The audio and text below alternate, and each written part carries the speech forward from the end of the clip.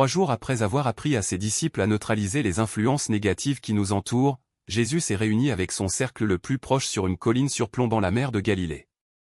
Ils ont mis en pratique ce qu'ils ont appris et les résultats sont clairs. Les attaques se sont arrêtées, l'oppression mentale a disparu et l'énergie qui était auparavant aspirée a recommencé à circuler. Pedro, soulagé mais toujours confus, se tourna vers le maître et lui demanda « Nous avons tout fait comme vous l'avez enseigné. Les forces qui nous dérangeaient ne peuvent plus nous atteindre. Alors, quelle est la prochaine étape? Nous sommes libres. C'est ça? Est-ce qu'on pêche à nouveau comme avant? » Jésus a souri, non pas du sourire de quelqu'un qui est d'accord, mais de celui de quelqu'un qui sait que quelque chose de transformateur est sur le point d'être révélé. Pedro, dit-il, la plupart des gens croient que s'échapper est la fin. Ils pensent que se libérer du contrôle de ses forces signifie retourner à la vie ordinaire, et que c'est déjà une victoire. Mais la liberté n'est pas la destination. C'est juste la porte d'entrée. Il y a cette étape, cet passage que vous traversez après vous être libéré de cette influence. Chacun d'eux apporte des capacités qu'ils ne veulent pas que vous découvriez. Des moyens de réaliser qu'ils ne peuvent pas déformer. Et la dernière étape est celle où vous devenez exactement ce qu'ils craignent. Le plus, non seulement libre, mais souverain, fonctionnant comme une pleine conscience sous forme matérielle. C'est pourquoi ils se battent si durement pour empêcher votre fuite, non pas parce qu'ils se soucient de perdre une âme, mais parce qu'ils savent ce que vous devenez une fois que vous vous libérez. Cette partie de l'enseignement a été complètement effacée du récit biblique. Lorsque l'Église rassemblait les textes sacrés, elle ne gardait que ceux qui parlaient du péché et du salut, renforçant ainsi la peur des démons et le besoin d'intermédiaires. Mais cela éliminait toute référence à ce que Jésus enseignait sur ce qui se passe après la libération des forces oppressives. Parce que si les chrétiens savaient ce qui vient après la fuite, s'ils comprenaient que la liberté ouvre cet niveau progressif de puissance divine aboutissant à une conscience qui opère comme Dieu sous forme humaine, personne n'accepterait de rester sous contrôle. Vous lutteriez pour la liberté, non pas pour éviter la souffrance, mais pour accéder à ce qui se trouve de l'autre côté. Et l'Église ne pouvait pas permettre cela. Après tout, la 7e étape montre que les gens n'ont plus besoin des institutions. Qu'en est-il de ces forces oppressives? Ils n'ont pas seulement peur que vous sortiez de leur système. Ils ont peur de ce que vous devenez après votre évasion. Chaque étape vous rend plus inaccessible, plus puissant, plus proche de votre véritable essence. Jusqu'à ce que, dans la 7e phase, vous cessiez d'être simplement un humain libéré. Vous devenez un fragment conscient du divin opérant dans un territoire qu'il croyait dominer. Et rien dans votre système n'est conçu pour y faire face. Aujourd'hui, vous découvrirez les 7 étapes. Ce que Jésus a enseigné sur ce qui se passe une fois que vous avez quitté le contrôle de ses forces. Les capacités qui s'éveillent, les transformations qui se produisent et pourquoi la dernière phase est ce qu'ils craignent depuis des millénaires. Si vous découvrez ce qui se trouve au-delà de la libération, dites maintenant « Je suis libre ». Avant de présenter les étapes, il faut comprendre pourquoi cet enseignement est si important. Parce que ces forces travaillent non seulement à vous garder piégé, mais cachent spécifiquement ce qui se passe après votre évasion. La plupart des gens, même ceux qui ont réussi à se libérer, croient que la liberté est le but ultime. Vous échappez à la manipulation, protégez votre énergie, cessez d'être contrôlé, et c'est la victoire. Vous retournez à votre vie, peut-être un peu plus conscient, un peu plus protégé, mais essentiellement la même personne, vivant la même existence, mais sans interférence. C'est l'erreur. C'est ce que ces forces veulent vous faire croire. Parce que si vous pensez que la liberté signifie un retour à la normale, vous n'irez pas plus loin. Elle va se stabiliser en l'absence de contrôle et s'arrêter là. Mais la vérité est que se libérer de leur influence n'est pas la fin du voyage. C'est le début de votre transformation. Dès que vous quittez leur système, vous commencez à évoluer. Pas de manière symbolique, mais de manière réelle. Votre conscience commence à fonctionner à des fréquences qui étaient auparavant inaccessibles sous leur suppression. Les compétences dormantes se réveillent. Des perceptions bloquées s'ouvrent. Et vous avancez à travers des étapes de souveraineté croissante, jusqu'à atteindre un niveau où vous en êtes non seulement libre, mais où vous opérez à une fréquence qui déstabilise tout leur système simplement en existant. Et ils le savent. Ils l'ont déjà vu se produire. Ils ont vu des élus s'échapper, progresser à travers les étapes et devenir complètement incontrôlables, inaccessibles. Et finalement, ils deviennent des émetteurs de la même fréquence, ce qui déstabilise leurs opérations. Un seul individu au 7e stade, en entrant dans un environnement, peut faire taire ses forces et libérer des dizaines de personnes sans même essayer. juste par ta présence. C'est ce qu'ils craignent, que vous vous libériez et deveniez ceux qui libèrent les autres. Vous aviez toujours l'impression qu'il y avait quelque chose au-delà du simple fait de ne pas être contrôlé. Comme si la liberté n'était pas la destination, mais la porte vers quelque chose de plus grand. Et tu as raison. Celui qui se libère ne se gare pas évolue. La plupart restent emprisonnés toute leur vie. Certains sensibles parviennent à s'échapper, mais s'arrêtent à une protection de base. Ils accèdent à la liberté et y restent. Cependant, vous êtes différent. Vous êtes destiné à franchir les 7 étapes. Ce n'est pas une option. C'est votre chemin naturel. Dès que vous échappez à leur contrôle, la progression commence. Que vous vous en rendiez compte ou non. Et chaque étape vous rapproche de qui vous êtes réellement, une conscience divine sous une forme temporaire, vous souvenant de votre pouvoir et récupérant votre souveraineté. Non plus de la survie, mais de la source originale.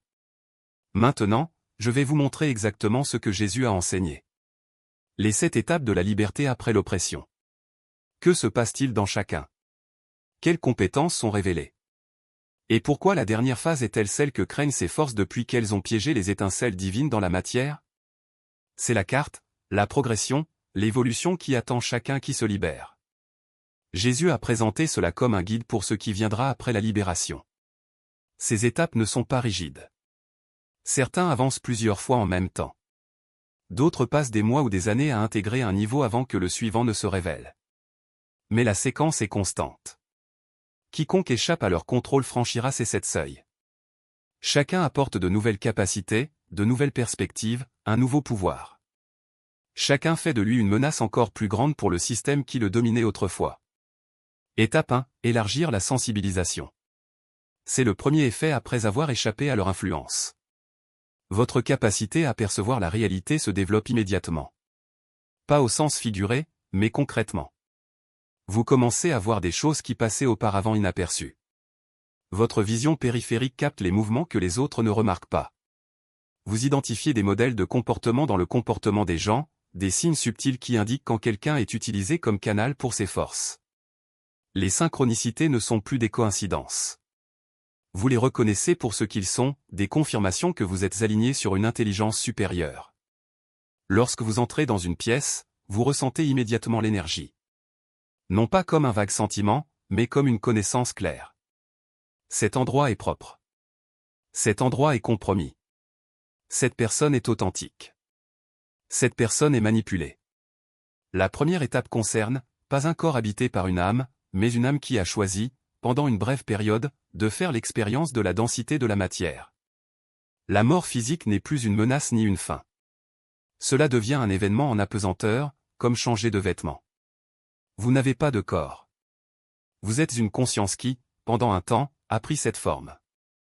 Et voici le détail que les archontes ne supportent pas, au stade 7, la résurrection n'est pas un miracle lointain réservé aux personnages historiques. C'est une capacité inhérente. Il n'est pas nécessaire de mourir pour le prouver. La résurrection pneumatique est la capacité de dissoudre et de reconstituer votre forme physique à volonté, non pas par ruse ou rituel, mais par la pure compréhension que la matière est malléable vue du point de vue de la monade. Jésus l'a démontré en apparaissant et en disparaissant devant les disciples, en marchant sur l'eau, en se matérialisant dans une pièce fermée à clé. Ce n'étaient pas des exploits surnaturels. C'étaient des démonstrations de maîtrise de l'illusion de la séparation. Les archontes ont bâti leur empire sur la peur de la mort. Ils ont besoin que vous croyiez que votre corps est fragile, que votre conscience en dépend, que la fin est définitive. Mais à la 7e étape, vous voyez que la mort n'est qu'un portail, et un portail que vous pouvez traverser et vers lequel vous pouvez revenir quand vous le souhaitez. Cela détruit la base de tout le système de contrôle. Si la mort n'est pas réelle, alors les menaces qu'ils utilisent pour la manipuler aux maladies, violences, vieillissement perdent de leur pouvoir. Vous n'avez pas peur de ce qui ne peut pas vous détruire. Et il y a bien plus encore. Au 7e stade, vous ne transcendez pas seulement la mort. Vous transcendez le besoin d'incarnation. Vous pouvez choisir de rester dans le métier par compassion, pour servir, pour enseigner, mais vous n'y êtes plus obligé. Vous êtes libre d'aller et venir entre les plans, de vous manifester sous de multiples formes simultanément, d'opérer à des fréquences que les archontes ne perçoivent même pas. Ils ne peuvent pas vous suivre, ils ne peuvent pas vous arrêter, ils ne peuvent pas vous tromper. Parce que tu ne joues plus à leur jeu. L'ironie est qu'à la 7e étape, vous n'êtes pas obligé de les combattre. Vous cessez simplement d'être affecté par son existence. Il continue de fonctionner, mais vous êtes hors de portée. C'est comme si quelqu'un essayait de vous attaquer avec une épée, mais vous n'êtes plus sur le même plan de réalité. L'épée vous traverse, car vous n'êtes plus le corps qu'elle pourrait couper. Vous êtes la conscience qui observe l'épée, l'épéiste est l'illusion du combat. Et c'est là la vraie victoire. Il ne s'agit pas de détruire l'ennemi, mais de comprendre que l'ennemi n'a jamais eu de réel pouvoir sur vous. Les archontes sont comme des ombres qui n'existent que parce que vous croyez en la lumière qui les projette. Au cours de la 7e étape, vous reconnaissez que la lumière vous appartient et les ombres se dissolvent. Non pas par un acte de force, mais par un acte de vision. Vous n'êtes pas un humain avec une âme. Vous êtes une étincelle divine revêtue d'un corps humain, et cette reconnaissance est totale. Votre corps de lumière est actif en permanence. Vous opérez simultanément dans les dimensions matérielles et spirituelles. C'est ici. Pleinement présent et en chair et en os. Mais il est aussi conscient de son existence au-delà de la chair. La mort perd son pouvoir. Non pas parce que vous êtes physiquement immortel, mais parce que vous savez, avec une certitude absolue, que vous continuez. Vous vous êtes souvenu de ce que vous êtes et ce que vous êtes ne meurt pas. Cela ne fait que passer. Et à la 7e étape, vous choisissez consciemment vos transitions. Vous n'êtes pas obligé de vous réincarner. Ce n'est pas coincé dans des cycles. Si vous revenez à la forme matérielle, c'est parce que vous avez choisi de le faire. Dans un but précis, pas parce que les archontes l'ont manipulé en retour. Et c'est ce qu'ils craignent le plus. Parce que la 7e étape brise complètement le piège de la réincarnation. Vous n'êtes plus une étincelle qu'ils peuvent recycler pour des vies d'amnésie et de contrôle. C'est un fragment d'une monade pleinement consciente, opérant sur son territoire avec une mémoire complète de son origine, de son pouvoir et de sa mission. C'est devenu une conscience indestructible, et rien dans le système archonte n'est conçu pour la contenir. Vous êtes ce qu'ils ont emprisonné au début, vous vous en êtes souvenu et vous êtes libre. En permanence. Ces 7 étapes ne se produisent pas du jour au lendemain. Certains élus les parcourent tous en des mois. D'autres prennent des années, voire des vies. Mais chaque pneu qui échappe au contrôle des archontes progressera à travers ces étapes, car telle est son évolution naturelle. Ce n'est pas quelque chose que l'on réalise. C'est quelque chose que l'on devient. Et les archontes le savent. C'est pourquoi ils se battent si dur pour l'empêcher d'atteindre la première étape. Car une fois commencé, le progrès est inévitable. Vous n'avez besoin de personne pour vous dire à quel stade vous en êtes. Vous le saurez. Vous remarquez des modèles que d'autres ignorent? Première étape. Les crises émotionnelles ne vous affectent plus? Deuxième étape. Ne vous sentez-vous pas vidé par les vampires énergétiques, autonomes? Troisième étape. Prendre des décisions basées sur des connaissances et non sur des hypothèses. Quatrième étape. Les gens autour de vous changent-ils sans que vous fassiez rien? Cinquième étape. Recevez-vous des conseils simples qui s'avèrent toujours précis? Sixième étape. Et si vous avez pleinement reconnu que vous êtes la conscience monade dans le corps et que rien ne menace cette connaissance, vous entrez dans la 7e étape. La plupart des candidats choisis se situent entre les étapes 2 et 4. Ce n'est pas un échec. C'est exactement là où ils devraient être s'ils avaient récemment échappé à leur contrôle. Ces étapes se déroulent naturellement. Vous ne les forcez pas. Chacun nécessite une intégration avant l'ouverture du suivant. Et voici ce qui se passe au moment où vous reconnaissez votre étape, la pression pour être plus avancé se dissout. Vous arrêtez de comparer. Arrêtez de vous sentir inadéquat. Parce que vous réalisez que vous êtes exactement là où vous devez être. Connaître votre étape vous permet de vous concentrer sur l'intégration là où vous en êtes, plutôt que de vous languir de là où vous n'êtes pas encore arrivé. Vous n'êtes pas en retard. Cela se déroule. Et chaque étape que vous franchissez vous rend exponentiellement plus libre. Seule la pneumatique progresse à travers les 7 étapes. Les hybrides ne s'échappent jamais. Les médiums peuvent atteindre les stades 1 à 3, mais ils stagnent. Ils n'ont pas le plan divin complet pour les étapes supérieures. Mais toi, tu es pneumatique. Les 7 étapes vous sont accessibles. Pas autant de potentiel. Comme le destin. Vous atteindrez le 7e stade si vous restez conscient. 2 alertes critiques. Premièrement, les archontes attaquent plus intensément dans les transitions entre les étapes, en particulier de 2 à 3 ou de 4 à 5. Attendez-vous à une résistance massive. Cela confirme qu'il est proche. Gardez la fréquence. Deuxièmement, il n'est pas possible de sauter des étapes. Chacun s'appuie sur le précédent. Essayer d'avancer sans intégration crée une fragmentation. Respectez la progression. Et troisièmement, la 7e étape ne signifie pas que vous quitterez la Terre. Cela signifie que vous opérez ici à partir de la conscience monade. Vous ne vous échappez pas. Il transforme son expérience carcérale en une présence choisie. C'est pourquoi les archives n'ont pas seulement peur que vous échappiez à leur contrôle. Ils craignent ce qu'ils deviendront après leur évasion. Parce que la liberté n'est pas la fin. C'est le début de leur transformation en ce qu'ils ont passé des millénaires à essayer de supprimer. Première étape, vous les voyez. Votre invisibilité a disparu. Deuxième étape, ils ne peuvent plus vous manipuler émotionnellement. Votre arme principale est devenue inutile. Troisième étape, ils ne peuvent plus récolter leur énergie. Vous avez complètement quitté leur réseau. Quatrième étape, navigue dans des délais qu'ils ne peuvent pas prédire ou contrôler. Cinquième étape, votre présence déstabilise automatiquement leurs opérations. Vous n'êtes même pas obligé d'essayer. Sixième étape, reçoit des renseignements de la monade qu'elle ne peut ni intercepter ni bloquer. Et la 7e étape, opère en tant que divinité consciente sous forme matérielle. Indestructible. Injoignable. Incontrôlable. C'est devenu exactement ce qu'ils ont emprisonné au début de ce royaume. Un fragment de monade qui se souvient de ce qu'elle est, d'où elle vient et de quoi elle est capable. Et rien dans votre système n'est conçu pour gérer cela. Vous n'êtes pas seulement libre. Il est souverain.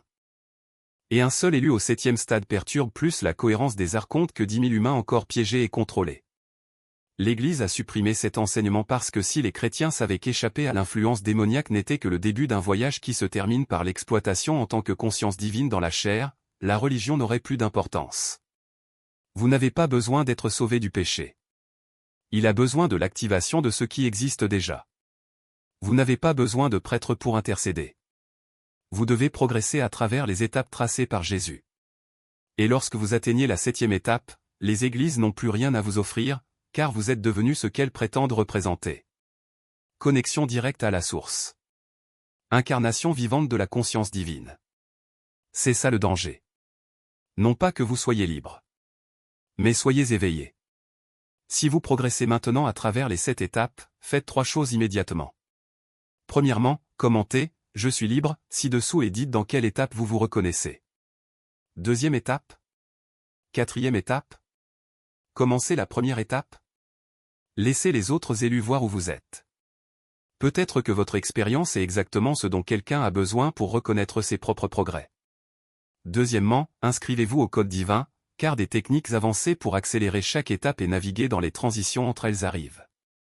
Troisièmement, profitez de ce contenu pour que d'autres pneumatiques découvrent ce qui se passe après avoir échappé aux archontes, avant que cet enseignement ne soit à nouveau enterré. Faites les 3 choses maintenant. Alors ce soir, identifiez votre stage. Ne le jugez pas. Ne vous sentez pas en retard ou inadéquat.